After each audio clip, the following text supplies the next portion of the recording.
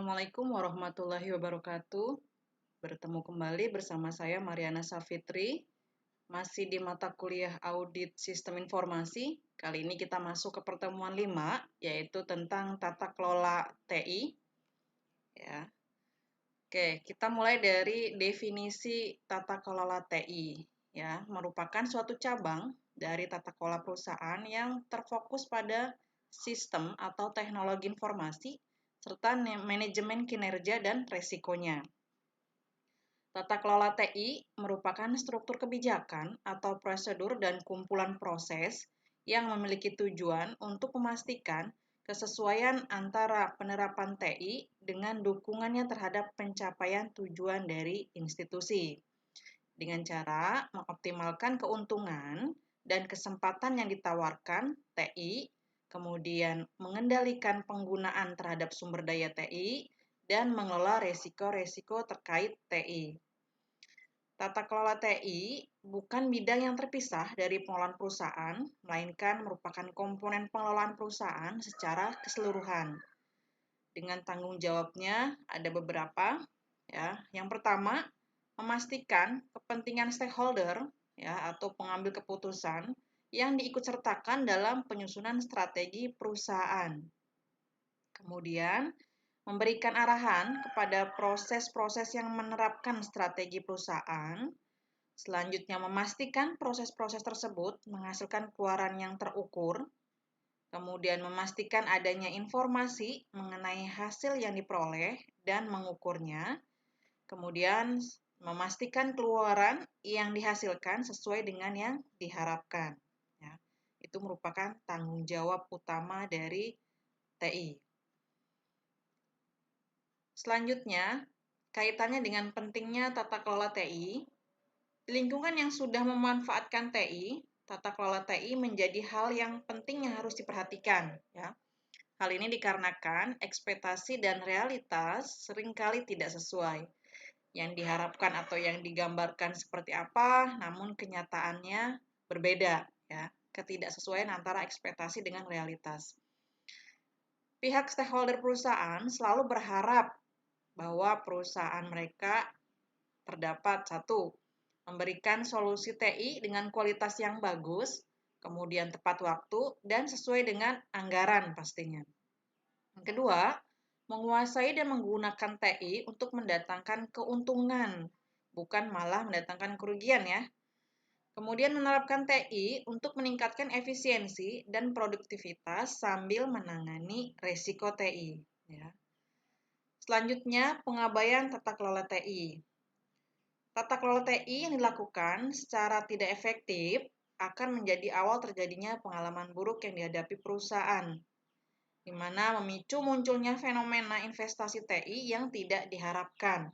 Yang pertama, kerugian bisnis, kemudian berkurangnya reputasi dan melemahnya posisi kompetisi. Ini kaitannya dengan persaingan bisnis ya.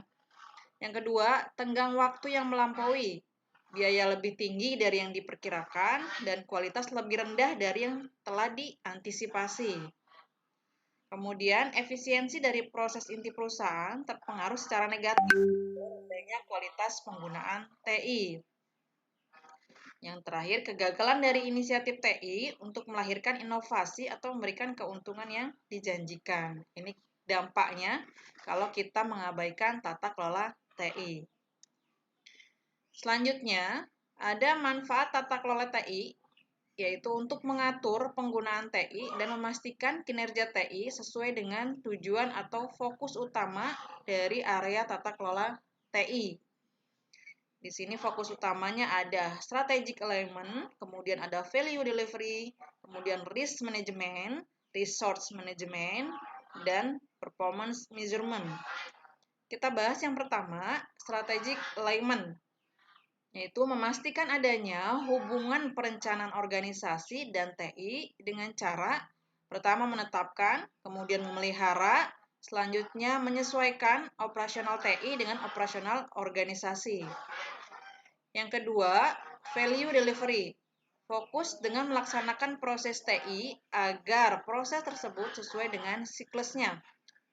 Siklusnya mulai dari menjalankan rencana, kemudian memastikan TI dapat memberikan manfaat sesuai dengan harapan, kemudian mengoptimalkan penggunaan biaya, sehingga pada akhirnya TI dapat mencapai hasil yang diinginkan.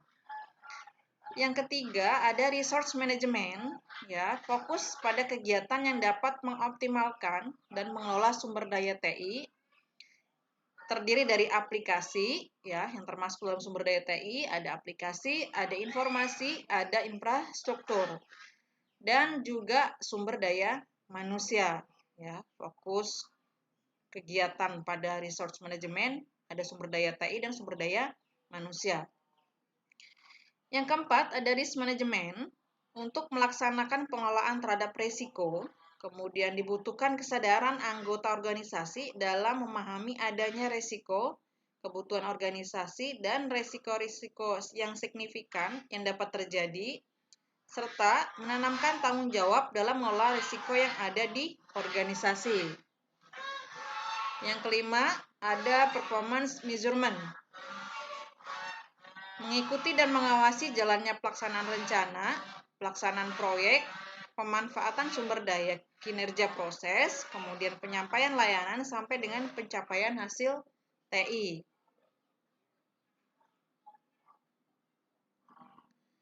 Selanjutnya ada model tata kelola teknologi informasi. Ini ada beberapa model. Yang pertama ada The IT Infrastructure Library, ITIL, yang dikembangkan oleh The Office of Government Commerce, yaitu suatu badan di bawah pemerintahan Inggris dengan bekerja sama dengan IT Service Management Forum dan British Standard Institute, di mana suatu framework pengelolaan layanan TI, ya, yang sudah diadopsi sebagai standar industri pengembangan industri perangkat lunak di dunia. ITSM memfokuskan diri pada 3 tujuan utama. Yang pertama, menyelaraskan layanan TI dengan kebutuhan sekarang dan yang akan datang, ya, dari bisnis dan pelanggannya. Kemudian yang kedua, memperbaiki kualitas layanan-layanan dari TI. Yang ketiga, mengurangi biaya jangka panjang dari pengelolaan layanan-layanan tersebut. Standarnya berfokus kepada pelayanan customer dan sama sekali tidak menyertakan proses penyelarasan strategi perusahaan terhadap strategi TI yang dikembangkan. Itu model tata kelola yang pertama. Yang kedua, ada ISO atau IEC 17799 yang dikembangkan oleh ISO dan IEC, yang bertujuan memperkuat 3 elemen dasar keamanan informasi. Yang pertama, confidentiality, memastikan bahwa informasi hanya dapat diakses oleh yang berhak, ya. Ada hak aksesnya di sini, tidak sembarang orang dapat memperoleh informasi. Kemudian yang kedua ada integrity, itu menjaga akurasi dan selesainya informasi dan metode pemrosesan. Kemudian yang ketiga ada availability, memastikan bahwa user yang terotorisasi mendapatkan akses pada informasi dan aset yang terhubung dengan ketika memerlukan, ya. Jadi ada user yang sudah terotorisasi harus dapat akses untuk mendapatkan informasi serta aset, ya, yang berhubungan dengannya. Model yang ketiga ada COSO, ya, yaitu Commit of Sponsoring Organization, the Tradeway Commission, yaitu sebuah organisasi di Amerika yang berdedikasi dalam meningkatkan kualitas pelaporan finansial, mencakup etika bisnis, kemudian kontrol internal dan corporate governance. Ada tiga dimensi di sini, ya. Yang pertama ada komponen kontrol COSO, yaitu yang kedua ada sasaran kontrol internal, yang ketiga ada unit atau aktivitas terhadap organisasi. Nah, yang pertama komponen kontrol, ya. Di sini mengidentifikasi 5 komponen kontrol yang diintegrasikan dan dijalankan dalam semua unit bisnis dan akan membantu mencapai sasaran kontrol internal. Yang pertama ada monitoring atau pemantauan, di mana sistem pengendalian internal harus dipantau secara berkala tentunya. Apabila terjadi kekurangan yang signifikan, harus segera dilaporkan kepada top manajemen ya dan ke dewan komisaris. Ini kaitannya dengan monitoring. Yang kedua ada information and communication, ya, informasi dan komunikasi, di mana sistem pengendalian internal harus dikomunikasikan dan diinfokan kepada seluruh karyawan perusahaan dari atas hingga ke bawah, ya. Kemudian ada control activities, kegiatan pengendalian. Nah, tujuannya untuk apa? Untuk mengurangi terjadinya kecurangan, manajemen harus merancang kebijakan serta prosedur untuk mengidentifikasi risiko tertentu yang dihadapi oleh perusahaan. Yang keempat, ada risk assessment, penaksiran risiko. Perusahaan harus mengidentifikasi dan menganalisis faktor-faktor yang menciptakan risiko bisnis dan harus menentukan bagaimana caranya untuk mengelola risiko tersebut. Ya. Dan yang kelima ada control environment, yaitu lingkungan pengendalian. Merupakan tanggung jawab dari top manajemen untuk menyatakan dengan jelas dari nilai-nilai integritas dan kegiatan tidak etis yang tidak dapat ditoleransi, yaitu dari komponen kontrol. Dimensi yang kedua, sasaran kontrol internal, dikategorikan menjadi beberapa area. Yang pertama, operation, yaitu efisiensi dan efektivitas operasi dalam mencapai sasaran bisnis dan juga meliputi tujuan performansi dan keuntungan. Yang kedua, ada financial reporting, persiapan pelaporan anggaran finansial yang dapat dipercaya. Yang ketiga, ada compliance, pemenuhan hukum atau aturan yang dapat dipercaya. Dimensi yang ketiga yaitu unit atau aktivitas terhadap organisasi, di mana dimensi ini mengidentifikasikan unit atau aktivitas pada organisasi yang menghubungkan kontrol internal, yaitu menyangkut keseluruhan organisasi dan semua bagian-bagiannya. Kemudian kontrol internal harusnya diimplementasikan terhadap unit-unit dan aktivitas organisasi. Model yang keempat ya ada COBIT, ya, Control Objective for Information and Related Technology. Oke, untuk COBIT Framework ini dikembangkan oleh IT Governance Institute, di mana organisasi yang melakukan studi tentang model pengelolaan TI yang berbasis di Amerika Serikat. COBIT sendiri ada 4 domain utama. Ini nanti berhubungan erat dengan tugas UAS ya, presentasi UAS. Domainnya yang pertama ada planning and organization. Domain ini menitikberatkan pada proses perencanaan dan penyelarasan strategi TI dengan strategi perusahaan. Yang kedua ada acquisition and implementation yang menitikberatkan pada proses pemilihan, pengadaan dan penerapan teknologi informasi yang digunakan. Kemudian domain yang ketiga ada delivery and support, menitikberatkan pada proses pelayanan TI dan dukungan teknisnya. Dan domain yang keempat ada monitoring, menitikberatkan pada proses pengawasan pengelolaan TI pada organisasi.